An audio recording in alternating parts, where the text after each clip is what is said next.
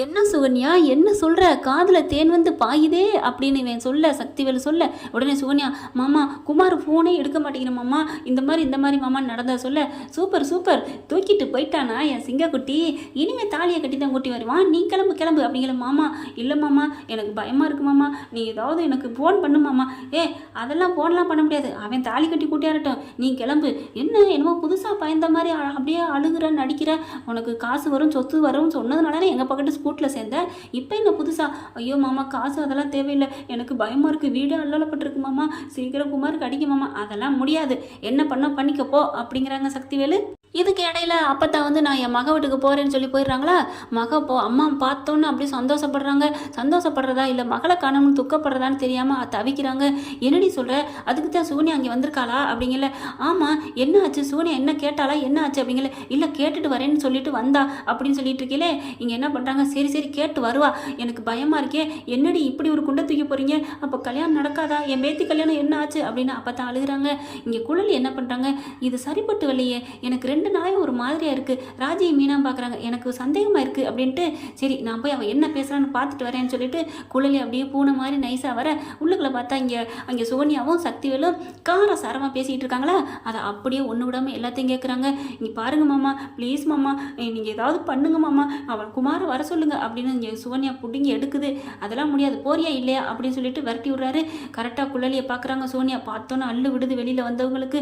ஐயோ குழலி அப்படிங்கல, நீங்களாம் ஒரு அத்தையா, எவ்வளோ பெரிய இது, நீங்கள் இப்படி பண்ணிட்டுருக்கீங்க அப்படின்னு சொல்லிட்டு இருக்கீங்களா. இங்கே உள்ள சக்திவேல் என்ன பண்ணுறான், டக்குன்னு தான் பையனுக்கு ஃபோன் அடிக்கிறான். குழலி என்ன பண்ணுறாங்க, ஃபோன் அடிக்கிற கேட்டு பேசாமல் ஒரு நிமிஷம் இருங்க, அவன் என்ன பேசுகிறான்னு கேட்கணும் அப்படின்ட்டு உள்ளார போய் 2 பேருமே ஒட்டு கேட்க போகிறாங்க.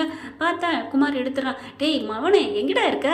அப்பா நீ ஏப்பா கவலைப்படுற, நீ கவலைப்படாதப்பா, இன்னும் கொஞ்ச நேரத்தில் நான் வந்துடுவேன்ப்பா அப்படிங்கிறாங்க. என்னடா சொல்கிறேன், நான் வந்துடுவேன் அப்படிங்கிறாரு. சரிடா நீ எங்கே இருக்க அப்படிங்கிறாரு. அப்பா நான் தான் வந்துக்கிட்டு இருக்கேங்கிறேன், அப்புறம் என்னப்பா வைப்பா போனேன் அப்படின்னு சொன்ன கையோட இவங்க குழலியும் சோனியாவும் வேகமாக உள்ளுக்குள்ள பாஞ்சு பாவி டே குழலி தாங்க பிச்சு எடுக்குது, வாடா அப்படின்னு சொல்லி தரன்னு பிடிச்சி இழுத்துக்கிட்டு தான் வீட்டுக்கிட்ட போயிடுது. அப்பா தம்பியெல்லாம் வாங்கடா வெளியில் அப்படின்னு குழலி கத்த எல்லாரும் வராங்க. இவன் சக்தியில் என்ன பண்ணுறாரு, விடு டே, நீலாம் ஒரு மாமனாடா, மாமங்கிறவன் எவ்வளோ பெரிய தாய்க்கு சமண்டா, அதே மாதிரி மாமன் பொண்டாட்டி, நீலாம் என்னடி மனுஷன் ஜென்மம், தாய் மாமன் பொண்டாட்டி ஒன்று தாய் மாமனுக்கு சமந்தாண்டி, இப்படி பண்ணிட்டிலன்னு ஒரே சவுண்டு. என்னப்பா என்ன சொல்லு அப்படிங்கிறதான் எல்லார் முன்னாடி வெட்ட வளர்ச்சத்தை குழலி உடைக்குதுங்க. இந்த பார்த்தீங்களா அப்பன்னு மைன பிளான் போட்டு திட்டம் போட்டு நம்ம அரசியை தூக்கியிருக்காங்கப்பா அப்படின்னு சொன்னோன்னா, என்னம்மா அப்படிங்கல. ஆமாம் நான் அதெல்லாத்தையும் ஒட்டு கேட்டேன், இதோ இவளுக்கு தான் எல்லாம் தெரியும், சொல்லிடி அப்படிங்கல. சுகன்யா வந்துட்டு எல்லாரும் என்ன மன்னிச்சிருங்க, நான் பெரிய தப்பெல்லாம் பண்ணலை, குமார் இங்கே பாருங்கள், இந்த ஃபோட்டோவை அனுப்பி நீ மட்டும் வரலைன்னா இந்த ஃபோட்டோவை வீடு ஃபுல்லாக ஊர் ஃபுல்லாக ஒட்டிடுவேன், ஒரு 5 நிமிஷம் என்கிட்ட வந்து என் காலில் விழுந்து மன்னிப்பு கேட்டு போயிரு, நான் விட்டுறேன் அப்படின்னு சொன்னானா. அதனால் அரசியும் சரி என்ன பண்ணுறது, நான் போயிட்டு வரேன்னு சொன்னிச்சு, நான் தான் அனுப்பி வச்சேன், ஆனால் காணோம், நானும் எவ்வளவோ ஃபோன் அடிக்கிறேன் எடுக்க மாட்டேங்கிறான் அப்படின்னு இங்கே சோனியா சொல்ல, அடி பாவி சிரிக்கி மவளை அப்படின்னு சொல்லிட்டு பழனியும் கோமதியும் சுகன்யா போட்டு மொத்துன்னு சாத்துறாங்க. சரி அவளை விடுங்க, இங்கே நிற்கிறானே இவன்ட்டு கேளுங்க, இவன் என்ன பிளானை போட்டிருக்கான்னு அப்படிங்களா. சுகன்யா பார்க்குறாங்க, இன்னைக்கு நீ செத்தடி சட்னடி மவனே அப்படின்னு சொல்லிட்டு மனசுக்குள்ள நினைக்கிறாங்க.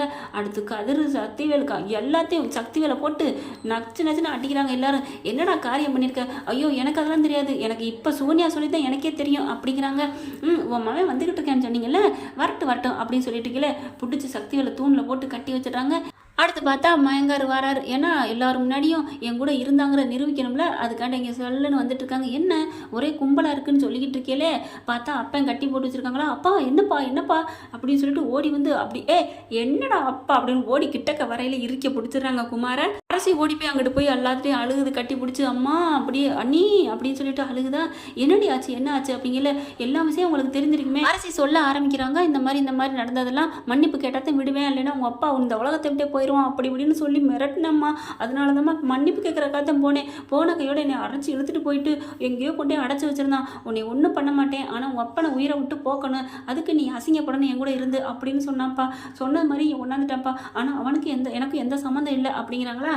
பார்க்குறான் சக்திவேலை, அடப்பாவி நீலாம் ஒரு மனுஷனா, எல்லாத்துக்கும் இந்த ஆள் தான் எல்லாம் கையால் இருந்திருக்காரு அப்படின்னு சொன்னோன்னே சக்திவேலை போட்டு அடின்னு சாத்துறாங்க.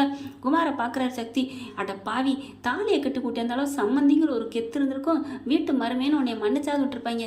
இப்படி ஒரு எனக்கு தான் பிறந்தியா இல்லை எங்கேயாவது கடந்து எடுத்துகிட்டு வந்தாலும் தெரியலையே அப்படின்னு சக்திவேல் முனங்க. நான் என்னப்பா பண்ணுறது, இந்த மாதிரி நீ மாட்டிக்குவேன்னு எனக்கு தெரியலையே அப்படிங்கிறாங்க. அதுக்கப்புறம் போலீஸ் வந்துடுது. போலீஸாக அள்ளிட்டு போகிறாங்க. பார்க்குறாங்க, அரசியை பிடிச்சி எல்லாரும் சமாதானப்படுத்துகிறாங்க. இந்த சுகன்யாவை என்ன பண்ணுறதுங்களா, ஐயோ என்னை ஒன்றும் பண்ணிடாதீங்க, நான் எந்த தப்பும் பண்ணலை, தெரிஞ்சு பண்ணலை, என்னை மன்னிச்சிருங்க அப்படின்னு சொல்லி சோனியா அழுகுது. நீ இந்த வீட்டில் ஒரு நிமிஷம் இருக்கக்கூடாது, ஓடுறி அப்படின்னு சொல்லிட்டு சோனியா வீட்டை விட்டு பழனி வரட்டுறாரு.